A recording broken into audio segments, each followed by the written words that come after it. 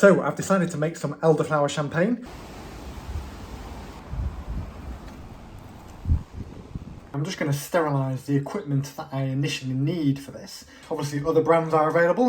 It's 1 tablet per 5 litres. This particular plastic bucket is a 6 litre bucket, so I'm going to fill this up nearly to the top, and then I'll pop a tablet in it, and that will sterilise the inside of the bucket and of course everything in it. Pop that tablet in, wait about 15 minutes, and then it's sterilised. Just to say that I am also sterilising the muslin cloths that I'm going to be using. In terms of ingredients, I've got 2 large lemons. I've zested them, so there's the lemon zest.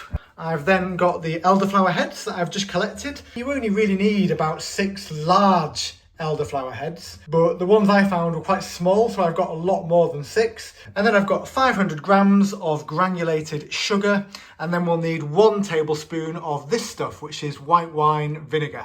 In terms of the elderflower heads, you don't need to wash them or anything, but the only thing I do is just go through there and A, select the best, but also B, just check for any obvious bugs like spiders or any other little creepy crawlies that might be on there. So this is the bucket that I'm using. This will hold 6 litres, but I'm actually only going to put about 5 litres worth of water in there. It doesn't really matter what container it is, as long as it's what's known as non-reactive. So plastic or stainless steel is absolutely fine. So I'm first of all just going to add about 5 litres of water. Now personally I actually use mineral water, but it doesn't have to be mineral water. The only reason I use spring water is because I can actually then use the spring water bottles, now that they're empty, to actually bottle up the champagne at the end of the process, and they'll be automatically sterilised. So it just saves me a job of actually having to sterilise any new bottles.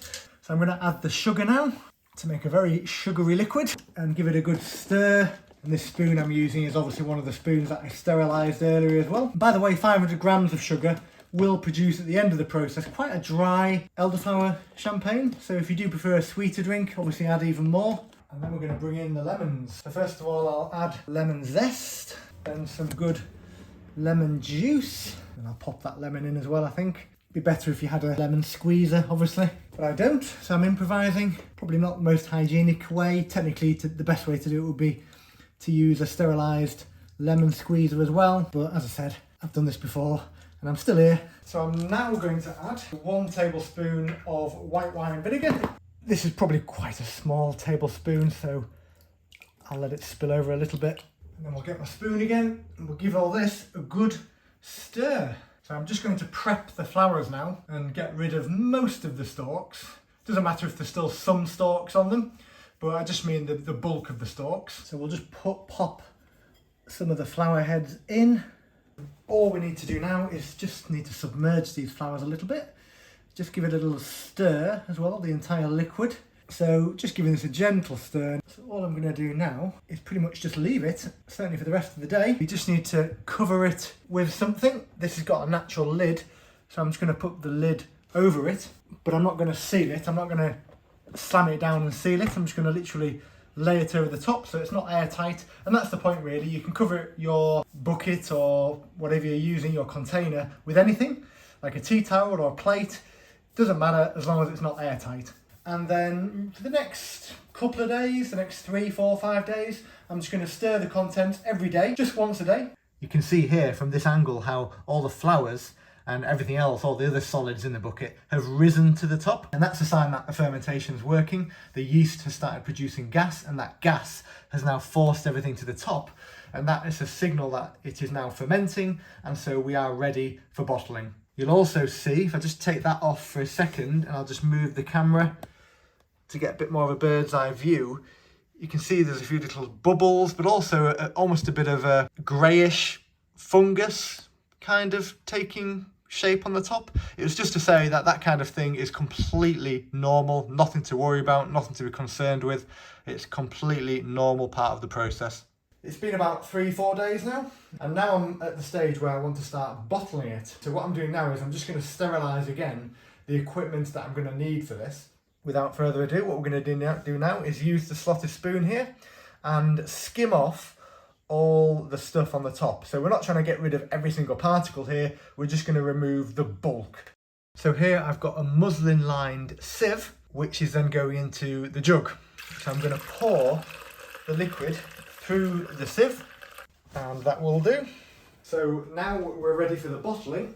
So I'm going to take the strained liquid that you've just seen me strain off, that first batch. You can see how I've got my bottle. I then put my funnel. I put that in the bottle, and then I've got the muslin cloth in the funnel. So it's a muslin lined funnel to do some further filtration. And then we literally just pour it in. And that will probably actually do for that bottle. I don't want to fill it to the top.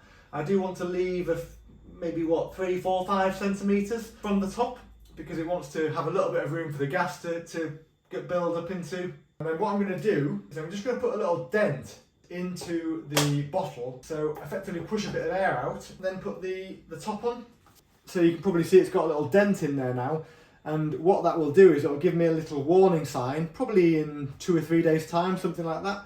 That should pop out. When that pops out, I'll probably hear it. I might be out obviously, but I'll hear it, or if not, when I keep checking them, I can actually see if the bottle still has the dent in or if it has popped out. And if it's popped out, that means that the gas is starting to build up. I know that it's fermenting in there. This is one reason why I use plastic bottles, because if you use glass bottles, they have been known to explode. And that can obviously be quite a violent and potentially even dangerous explosion if you're obviously in the vicinity when they explode. But even at the best case scenario, you're going to end up with glass and elderflower champagne all over the place. But then once this does pop out, I'll then keep checking it once a day again. And every now and then, I'll just undo the cap and you'll hear a hiss and it'll just let some air out. And that just allows the gas to escape. And then you can obviously just tighten the cap back up again and just keep checking that. So it's almost like you're burping the bottle every now and then just to let some gas out. So there we have it. 4 bottles, or certainly 3 3¾ bottles of elderflower champagne. I'll leave those in a cool, dark place. It doesn't have to be cold, but just out of sunlight. As I said, you can probably see the little dents that I've got in each bottle. They'll eventually pop out, which will tell me that the champagne is working, the fermentation is working. And then every now and then, just need to check on them. I normally check on them once a day and just give them a little burp. And roughly, it'll be ready to drink in 2 weeks, roughly, maybe a bit sooner, 10 days, a week. Once you're having to burp the bottles regularly, I'd say it's ready to drink. But even then, I'd normally leave it about 2 weeks from today, roughly, before I start drinking it.